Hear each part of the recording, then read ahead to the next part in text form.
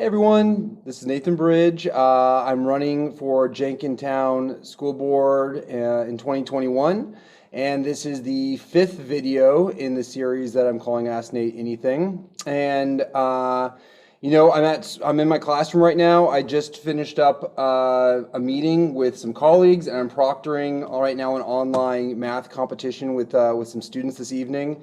So I thought this was as good a time of any to record a video addressing the question of how I came to be a teacher and why I thought why teaching is so important to me and why I've chosen this to be my profession. I didn't always think I wanted to be a teacher. I wasn't a particularly good math student in high school. I got like B pluses or whatever, and I took like the AP calculus test, and I don't think I got a passing score on it or anything like that.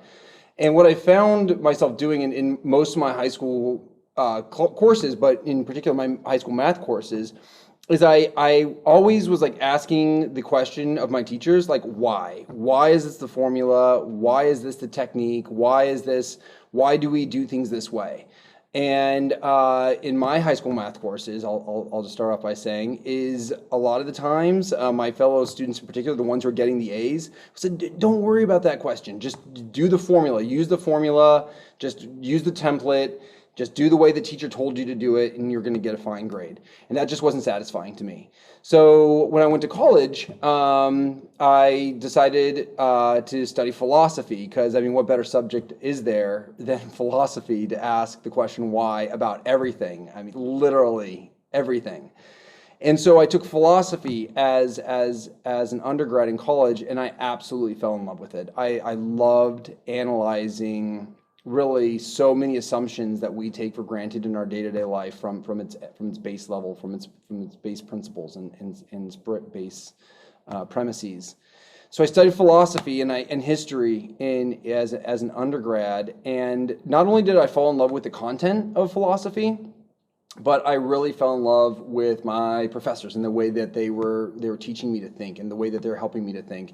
And really, I think that being a philosophy student, being a philosophy major, was so transformative in the way that I understood education. I began to understand education not just as a set of skills that you acquire, not just a set of things like things that that you get stuffed in your brain, but really, education becomes a way of thinking. It becomes a way of thinking critically, thinking creatively, thinking collaboratively about the world around us or about whatever interests us about the world, about our chosen fields, about our chosen topics.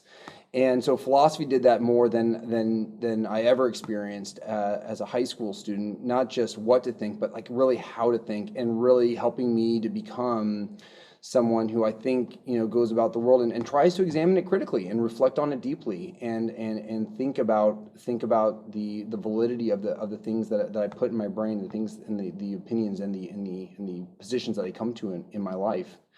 So when I got done with my undergraduate degree in philosophy, I figured that I would want to go be a professor of philosophy. So I applied to grad school and I got into grad school for philosophy.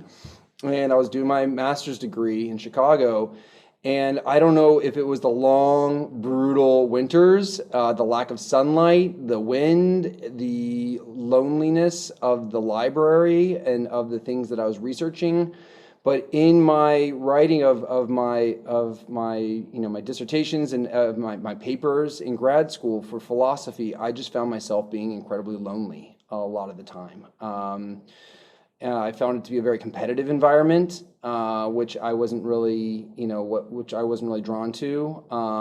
And really, I think I felt really sad in grad school a lot of time. And I think a lot of us who attended grad school and really tried to professionalize ourselves in the fields in which we learned, it could be tough. It could be really, really challenging. And that caused me to reflect really deeply on my love of philosophy and the things that I was learning.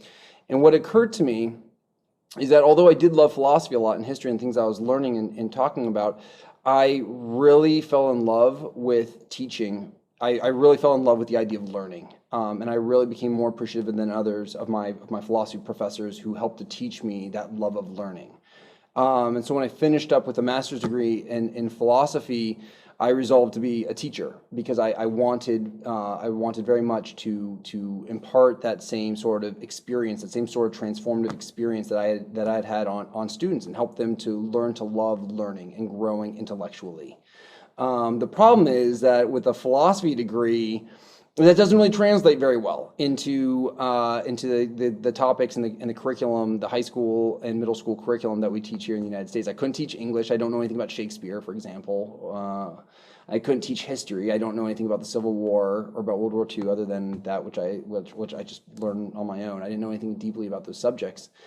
And for some reason, I had done a little bit of philosophy and mathematics in grad school, and I was drawn to the structure of argument. I was drawn to the language of argument, and I really thought that might translate nicely into math. And of course, I had that practical concern. I think they always need math jobs. I think they always just need math teachers, and so I had that practical concern too, because frankly, I needed to make some money after grad school. And so I started learning math, and I started learning math really at City College of San Francisco at the bottom. I was so embarrassed. I tested into Algebra 2 in City College of San Francisco. But from then on, I resolved to be a teacher, a math teacher. And for the next 3 years, all I did was take math courses, first at City College and then at San Francisco State. And I just kept on accumulating math courses and learning more and more and more math. And then I pivoted into the teaching credential program at San Francisco State, where I learned I had developed this intuitive notion of what I wanted to be as a teacher, that of being like someone to help students, in this transformative process of like intellectual growth. But San Francisco State was such an amazing institution for helping to ground my intuition with practice.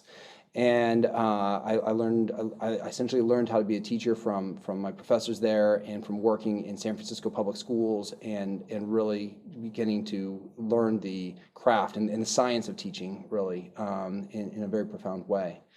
And from there, the rest is history. I taught the public schools in San Francisco for a while, then I pivoted to international schools, and now here I am at an independent boys school line. So that's a little bit of my trajectory. Those are my reasoning. That's my thinking for why and how I became a teacher. That inspiration of helping students to achieve that transformational intellectual growth, I still carry that with me today. And so whenever I craft a lesson, whenever I craft a unit, whenever I craft a project, I'm always doing so with my ultimate goal to help the students grow as learners, not just math students, but really as people, as students and as young folks who love learning and who want to learn and grow further in their intellectual development. So that's a bit about me and why I became a teacher, and a math teacher in particular. I didn't think of there being any better context than my own classroom in which to do so. Really hope you all enjoy the video. Have a great evening. Bye-bye.